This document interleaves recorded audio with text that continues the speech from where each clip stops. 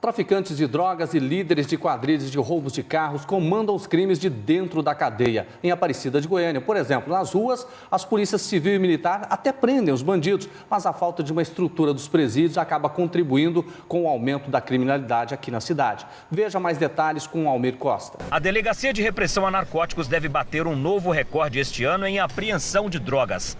Até agora, contabiliza 220 quilos de cocaína e quase 5 toneladas de maconha. E a quem pertence tanta droga? Segundo a DENARC, aos maiores traficantes em atividade no estado e que estão presos no complexo prisional de Aparecida de Goiânia. Mas mesmo atrás das grades, eles continuam comandando o tráfico lá de dentro do presídio.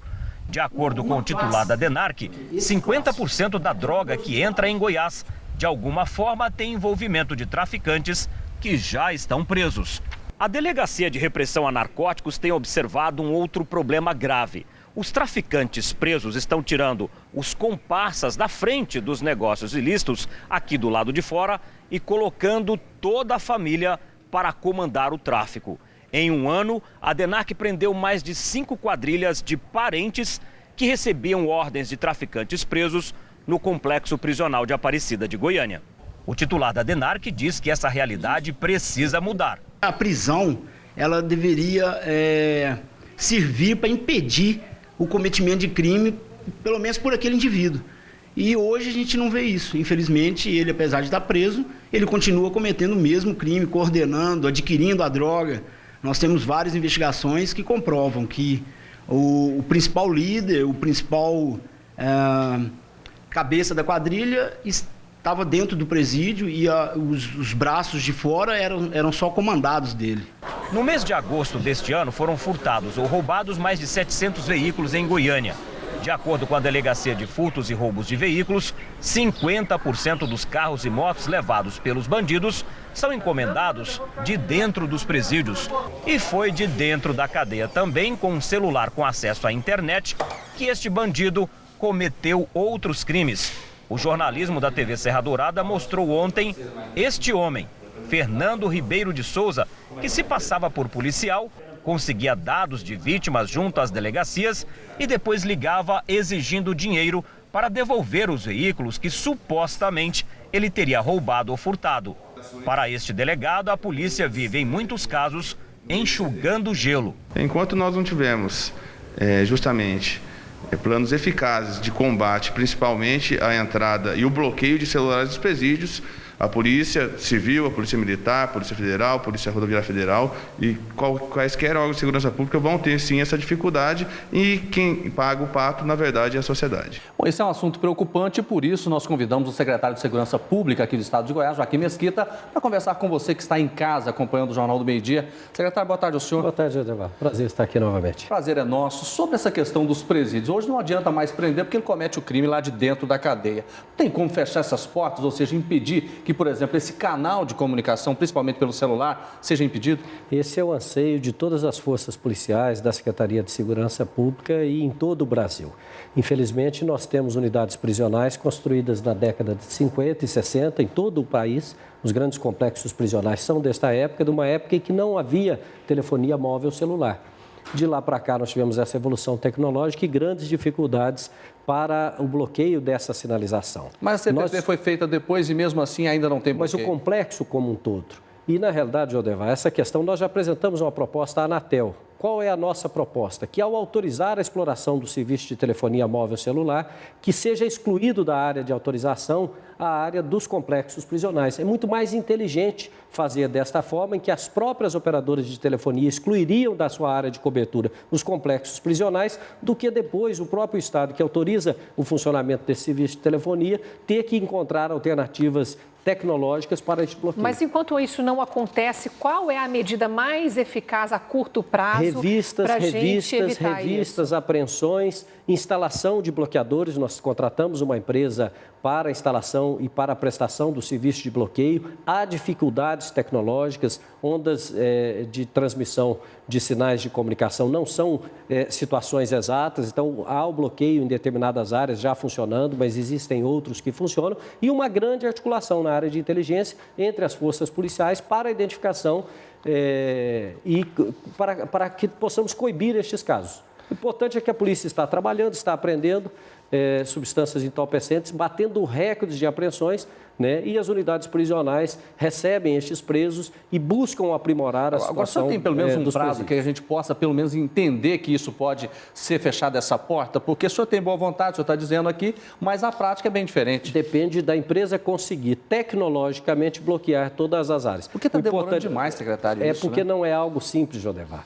Se fosse fácil, que a gente nós fala não isso há mais de 10 anos. Mas se fosse fácil, nós não teríamos esse problema de transmissão de sinal celular nos complexos prisionais em todo o mundo, não é só no Brasil, não.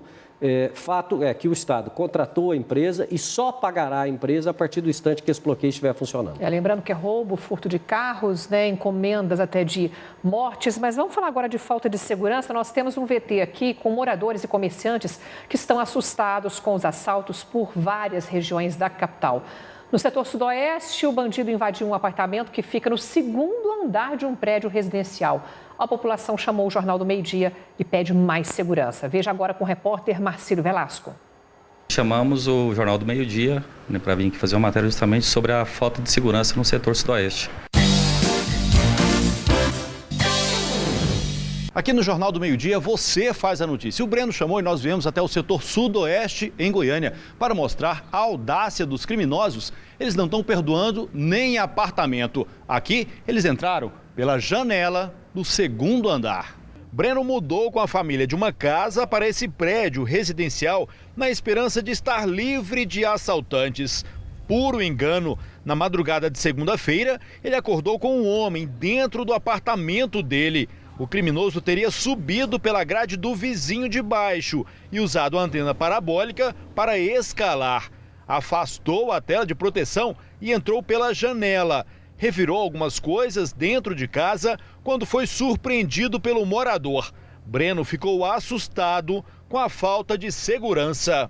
Assustado, o bandido fugiu por onde entrou. Esta semana, a TV Serra Dourada mostrou que bandidos estão subindo pelas árvores na Rua 7, no centro de Goiânia, para invadir os estabelecimentos comerciais pelo telhado. Várias salas já foram arrombadas pelo teto.